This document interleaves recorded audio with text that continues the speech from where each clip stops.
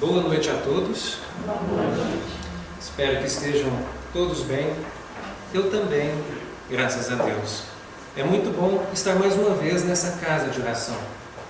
A oportunidade que nós temos de caminharmos juntos, aprendendo o Evangelho, aprendendo as lições de Jesus, que vem nos dar o caminho para que encontremos verdades e para que saibamos viver de verdade. Então são bênçãos, oportunidades magníficas que a religiosidade nos dá. Então nós temos de aproveitar.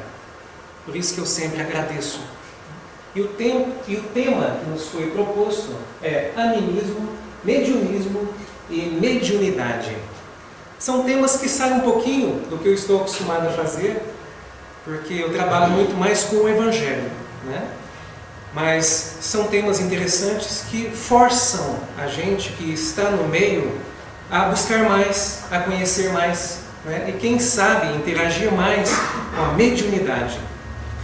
Então, para nós darmos início, apesar que começa o nosso título com animismo, mediunismo e mediunidade, eu vou começar com a mediunidade, porque é ela que vai nos dar base para as outras duas. É o que vai nos ajudar a entender melhor as outras duas. Tá? Então, mediunidade, muitos de nós que já estamos acompanhando aqui nessa casa de oração, os temas que estão se seguindo sobre mediunidade, nós estamos mais a par do assunto, sem dizer que muitos de nós talvez já trabalhemos em outros lugares, estudamos em nossas casas. Então, este assunto, para nós, digamos assim, ele já está bem difundido, mas não quer dizer que nós não temos ainda muito o que aprender. Sempre temos o que aprender. Então, mediunidade, né? A mediunidade é inerente a todo ser humano, a todos nós. É a mediunidade que permite que a espiritualidade possa interagir através de nós e poder nos auxiliar nas casas de orações, nas curas, nos passes, nos tratamentos e também nos ajudar em nossas vidas pessoais, através da intuição, pressentimentos, premonições. Tá? Então, a mediunidade, de uma certa forma, ela ajuda o ser em todos os momentos de sua vida. Mas ela também tanto ajuda, quanto ela também pode prejudicar, se nós não soubermos utilizar. Né? Os espíritos se comunicam por meio dos médiuns, que lhes servem de instrumentos e de intérpretes. Ser médium é possuir uma faculdade que permite o intercâmbio com os espíritos. E a partir disso, então, nós temos N mediunidades, né? Efeitos físicos, que a espiritualidade, através de nós, manifesta através de efeitos físicos. Os médiuns sensitivos, que sentem a espiritualidade, a partir do momento que a sentem, podem interagir com ela para se auxiliar e auxiliar o seu semelhante, buscando sentir a dor do seu semelhante. Audientes, que escutam os espíritos que vêm se comunicar. Falantes, a oratória, os palestrantes, muitos deles auxiliam também, essa mediunidade os auxiliam. Divaldo Pereira Franco se utiliza muito dessa mediunidade falante, na qual às vezes até Bezerra de Menezes se manifesta por ele. Tá? Chico Xavier se utilizava muito dela também. É a mediunidade na qual os médiuns falam através de nós. Por exemplo, os que utilizam de mentores. O mentor fala através do médium. Né? Então é uma mediunidade também. Videntes, que podem ver os espíritos.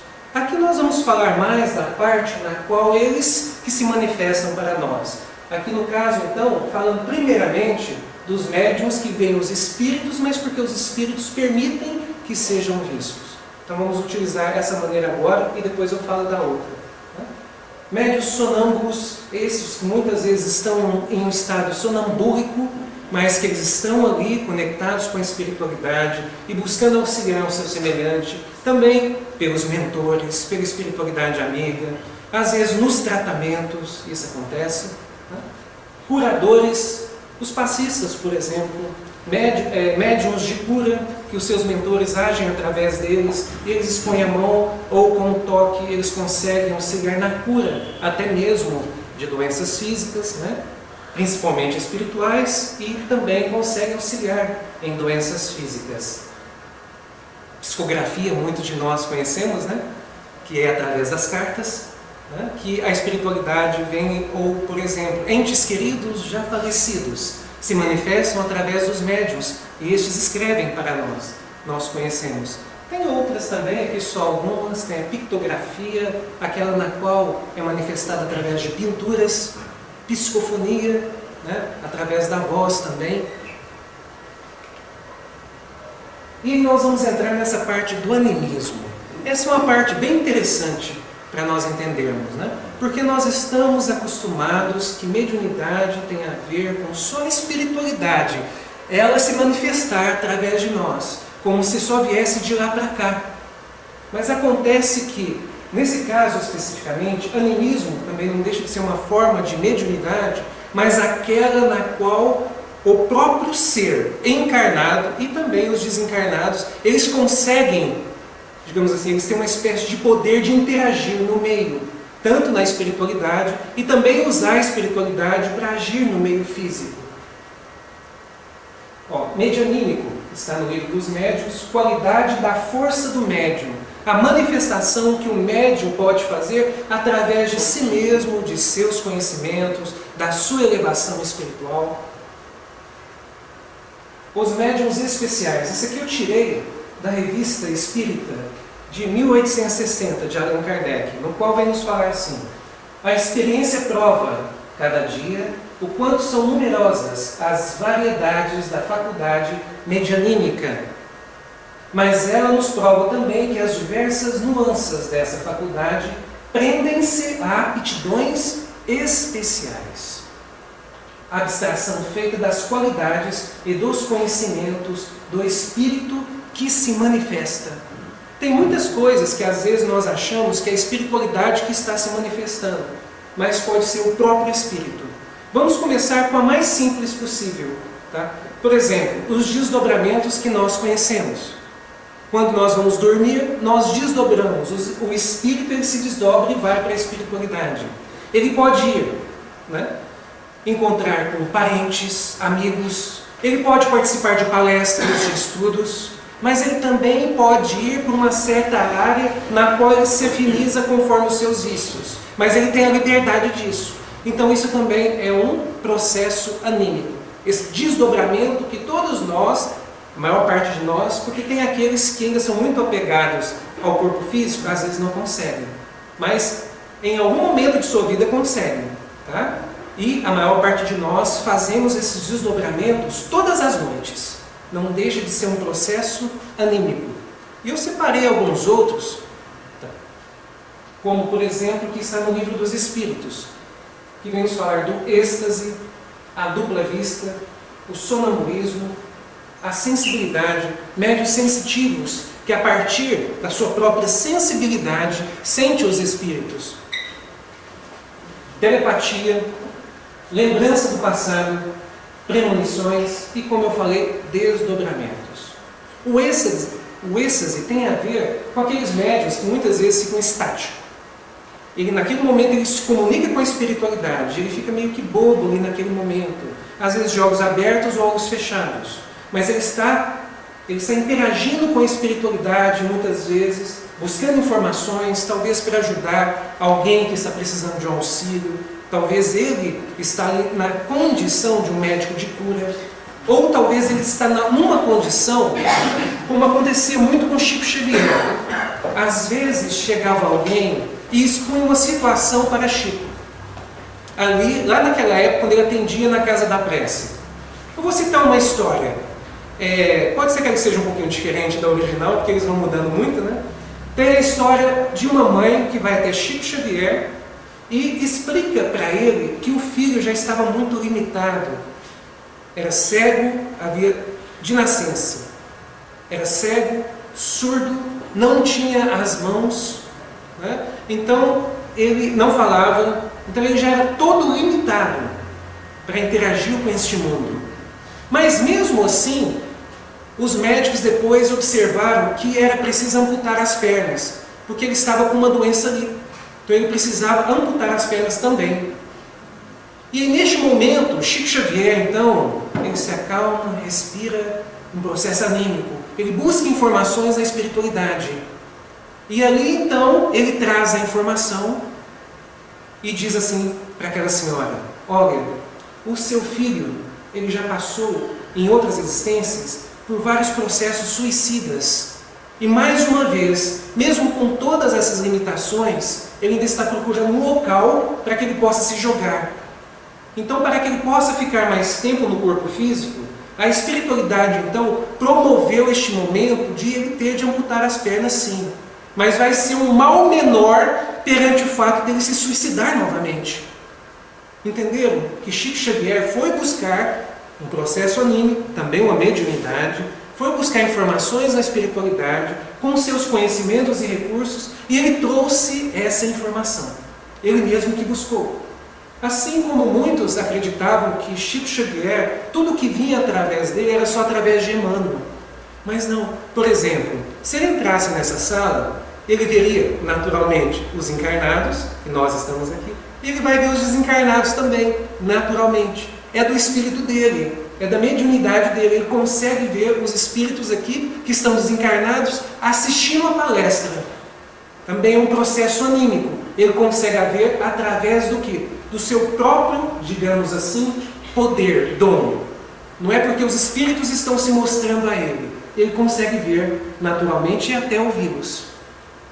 Como eu disse, êxtase dupla vista, aquelas pessoas que, como Chico Xavier, Eurípides Barçanufo. Eurípides Barçanufo também, ele tinha muitos dons anímicos, até mesmo o da materialização.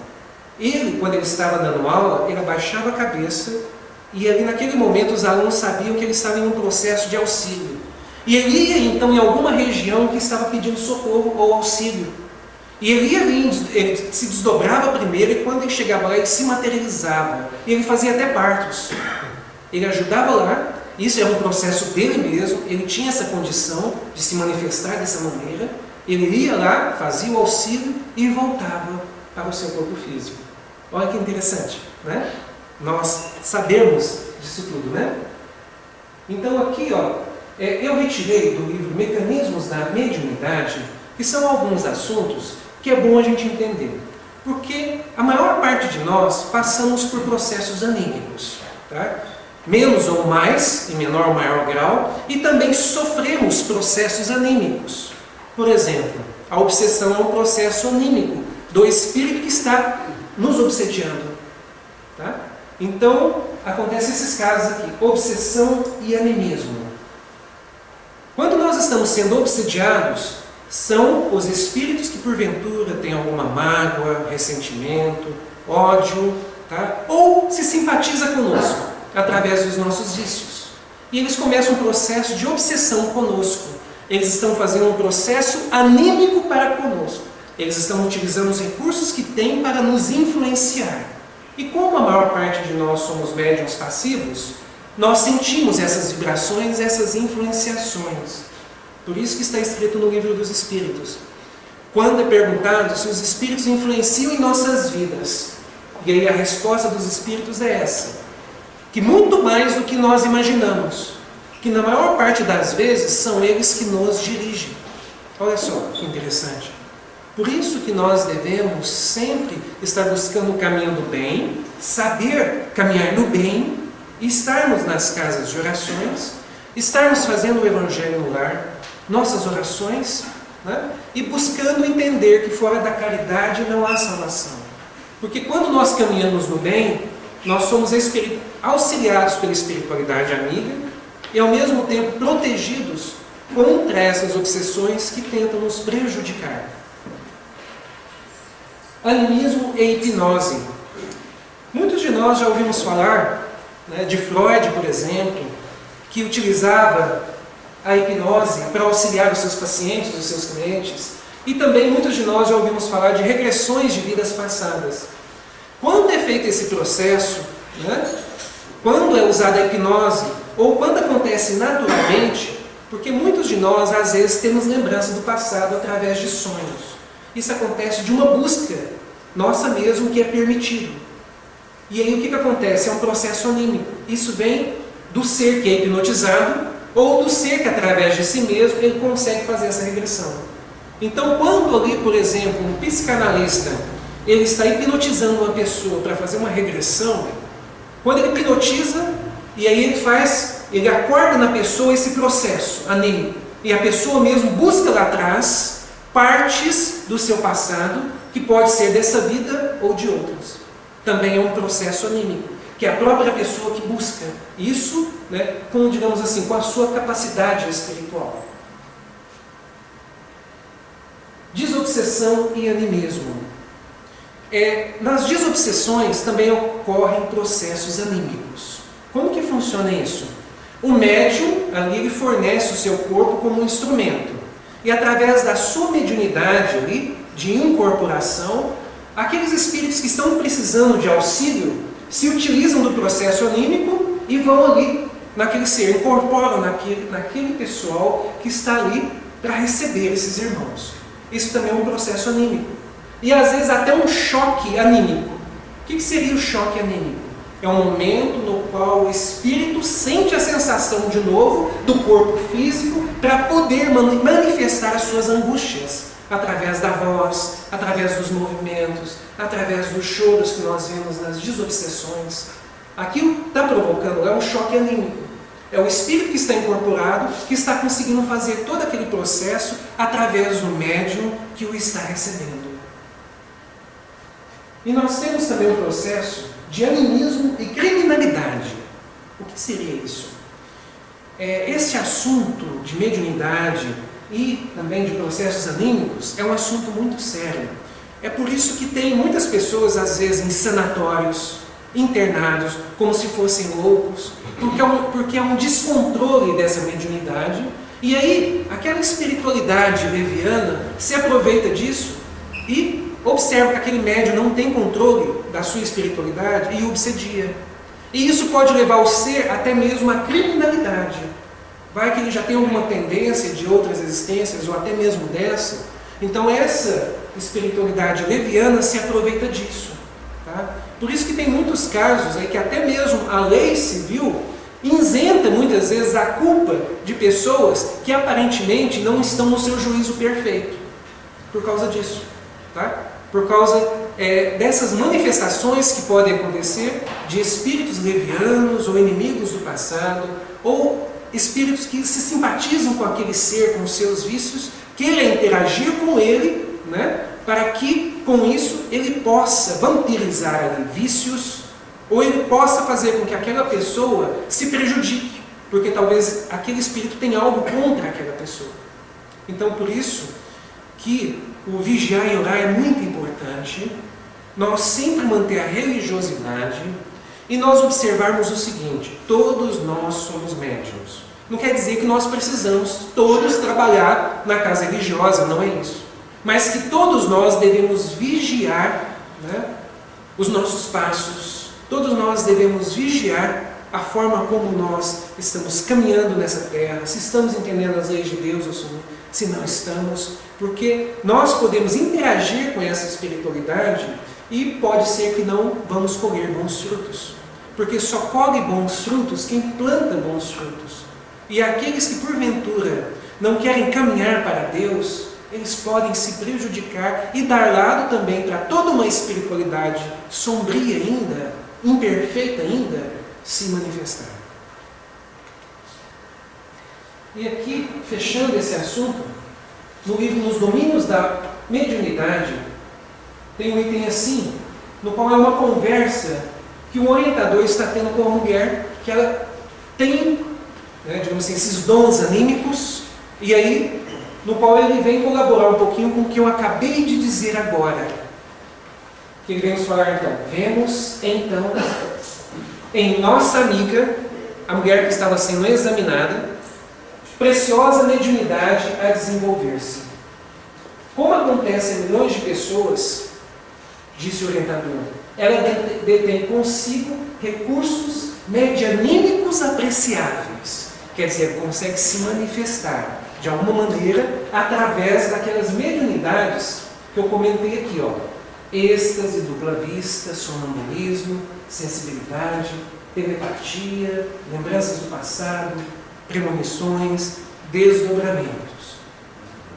Então ela tem esses recursos medianímicos apreciáveis, que podem ser inclinados para o bem ou para o mal, competindo-lhe a obrigação de construir dentro de si mesma, foi o que eu comentei agora, que nós devemos trabalhar em nós, a fortaleza de conhecimentos, que nós estamos buscando adquirir aqui, e vigilância, na qual posso desfrutar em pensamento, as companhias espirituais que mais me convenham à felicidade.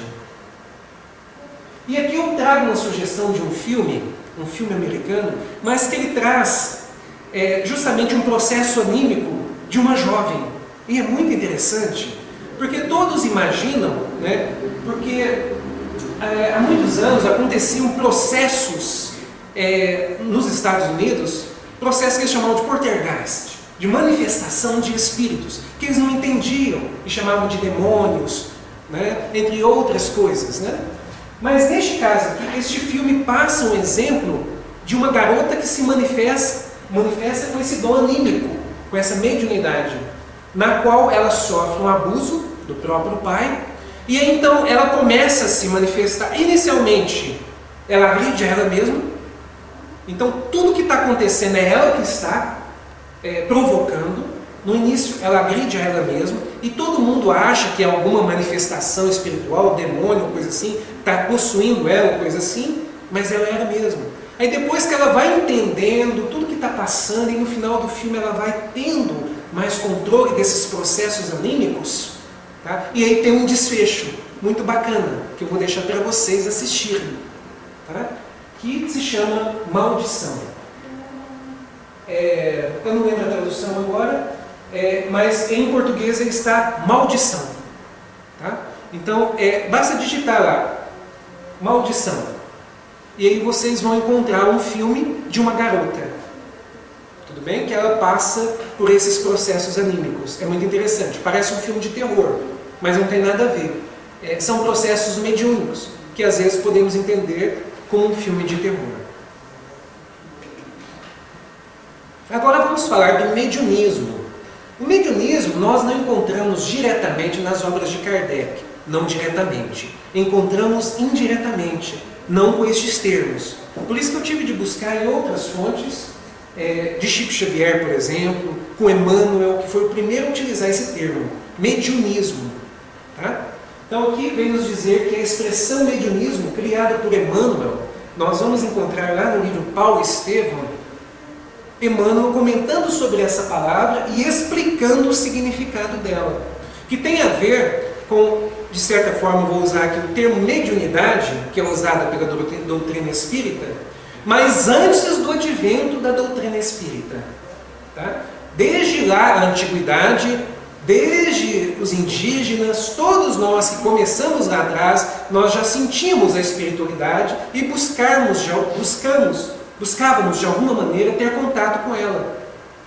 Um dos motivos que Moisés proibiu esse contato foi justamente pelo fato de que nós não a buscávamos por um bom motivo. Nós a buscávamos para ganhar guerras, para conseguir as coisas materiais, para ter alguma vantagem sobre as pessoas, digamos assim. Era assim que nós buscávamos, como ainda nos tempos atuais ainda existem. Né? Pessoas ou grupos que buscam para este intento.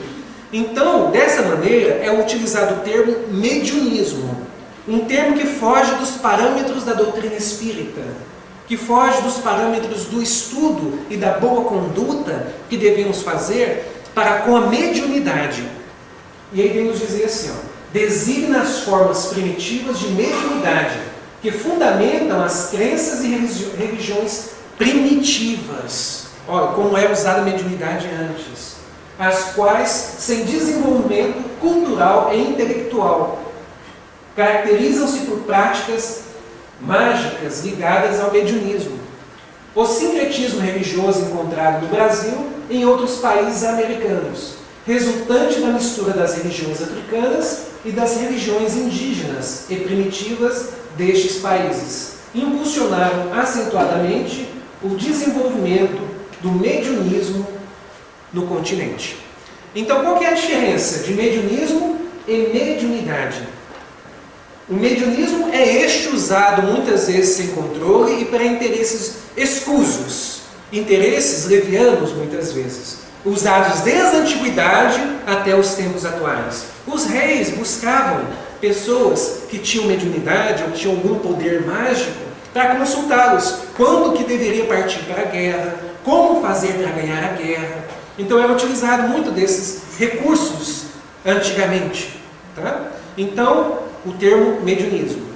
O termo mediunidade é utilizado mais pela doutrina espírita quando ela é usada com bom senso e discernimento, a partir de parâmetros que realmente vão fazer com que essa mediunidade seja proveitosa, fazer com que essa mediunidade realmente esteja pelo auxílio mútuo, né? Pelo ser humano, pela caridade, pelo amor ao próximo.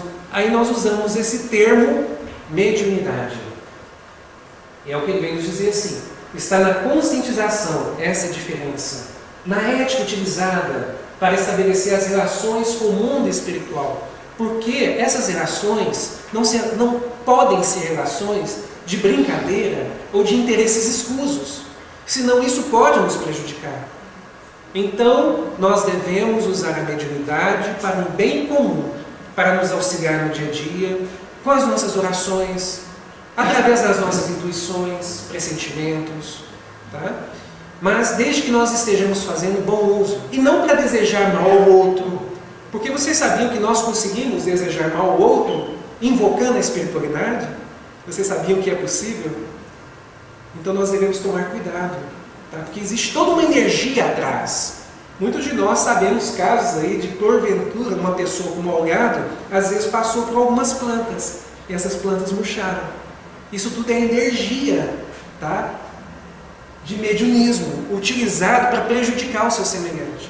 Então nós devemos ter cuidado com isso. Esse assunto é muito sério. Então, tudo se resumia à prática dissociada da razão, quer dizer, antes do advento da doutrina espírita. A maior parte desse uso da mediunidade, utilizando o termo mediunismo. A mediunidade é o mediunismo desenvolvido. Quer dizer, a doutrina espírita vem nos ensinar a utilizar esse mediunismo primitivo e agora a usar para o bem comum, a favor do semelhante, a favor da nossa evolução espiritual, a favor da nossa saúde como um todo, né? Em sintonia, em vibração, em energia. Submetida à reflexão religiosa e filosófica e às pesquisas científicas que a doutrina espírita vem nos trazer, necessárias ao esclarecimento dos fenômenos, suas naturezas e suas leis. Então, para que nós possamos finalizar esse assunto, o Espiritismo, através de estudos e pesquisas, integrou a mediunidade à sua estrutura, concedendo-lhe os direitos e valores que lhe são inerentes, reconhecendo a sua importância fundamental para a vida humana na Terra e o seu desenvolvimento futuro no mundo espiritual. Então, o que nós precisamos entender? Que todos nós somos seres espirituais passando por experiências carnais, tá? Provações materiais que vão nos auxiliar em nosso melhoramento progressivo, para que nós consigamos nos regenerar e alcançar mundos felizes. Então nós precisamos dessa mediunidade, do auxílio da espiritualidade, para caminhar conosco, para que nós possamos caminhar juntos, tanto a espiritualidade amiga nos auxiliando, como até mesmo as obsessões não nos deixam de nos ajudar, porque elas são cobranças de espíritos que nós provavelmente prejudicamos, ou que porventura têm alguma afinidade com os nossos vícios. Se estamos sofrendo obsessões, alguma coisa tem aí, alguma culpa eu posso ter no cartório. Então por isso que eu preciso observar o que está acontecendo, tá? Se são espíritos que porventura eu sou devedor, então que eu procure com a minha conduta, com as minhas orações, auxiliar essas pessoas com bons exemplos e orando para com eles, né? Fazendo nas minhas orações, também orando para os obsessores, para os espíritos que porventura tenham alguma mágoa para comigo, que eu possa agir dessa maneira também. E buscar no dia a dia auxiliar a minha família, e buscar no dia a dia ser útil, trabalhar, fazer ao outro o que eu gostaria que me fosse feito, praticar a religiosidade, estudar a religiosidade, como é proposto aqui e que nós estamos fazendo, né? E o que é muito importante, voluntarismo.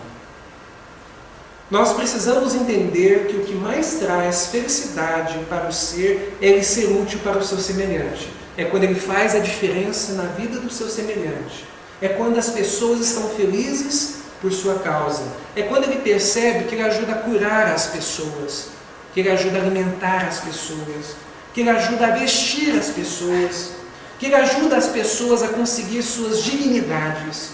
É isso que traz a felicidade. Tá? Com o tempo, nós vamos entendendo que muitas coisas no mundo são passageiras. A beleza física, poderes temporais, entre tantas outras coisas que nós achamos essenciais no mundo, são passageiras, efêmeras, necessárias desde que nós as tenhamos e que elas não nos tenham. Desde que nós saibamos utilizar o meio material como instrumentos necessários para a nossa evolução espiritual. Tá? Aí sim, a tendência é progredirmos, a tendência é caminharmos juntos com espíritos de luz e também com aquela legião que porventura caminha conosco, às vezes com o intuito de prejudicar, às vezes afinizada aos nossos vícios. Mas é bom para que nós entendamos que temos vícios, né? Que nós precisamos superar os nossos vícios, que temos sim excessos do passado, então porventura podemos ter machucado alguém, prejudicado alguém, tirado a existência de alguém. Então que nós, a partir de agora, façamos ao outro o que nós gostaríamos que nos fosse feito. Então tudo isso que a doutrina espírita busca nos encaminhar é para a nossa própria felicidade, é para que encontremos a alegria de viver. Então por isso, esses assuntos que todo um corpo espiritual vem trazer para nós, desde lá atrás, os missionários, os profetas, até os tempos atuais, Chico Xavier, Bezerra de Menezes, Eurípides Barçanufo, Divaldo Franco, entre tantos outros aí que buscam nos acordar para a realidade espiritual, estando no meio espiritual, estando no meio material. E para finalizar, eu trouxe uma mensagem aqui do livro Palavras de Vida Eterna, que é um item que vem falar justamente da mediunidade, já que é um assunto que está em pauta, e vem nos dizer assim: na mediunidade temos, porém, este tesouro em vasos de barro, para que a excelência do poder seja de Deus e não de nós. Olha que interessante, não é? Que nós precisamos deixar o nosso orgulho de lado, vaidade, entender que é tudo de Deus e tudo é manifestação de Deus. São recursos que nos são emprestados e são recursos que estão para nós, espíritos imortais, podermos, no meio material, encontrar meios de superar as nossas imperfeições.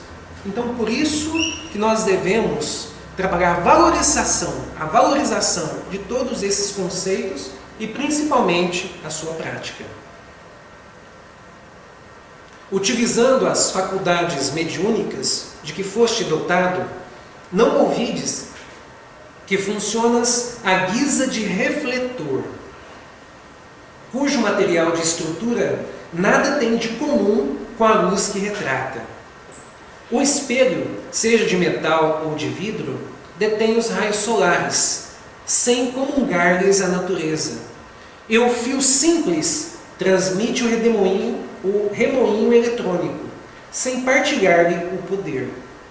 Entretanto, se o espelho jaz limpo, consegue reter a bênção da claridade, e se o fio obedece à inteligência que o norteia, converte-se em portador da energia. Assim também a mediunidade, pela qual, sem maior obstáculo, te eriges em mensagem de instrução e refazimento, esperança e consolo. Através dela, recolhes o influxo da esfera superior sem compartilhar-lhe a grandeza.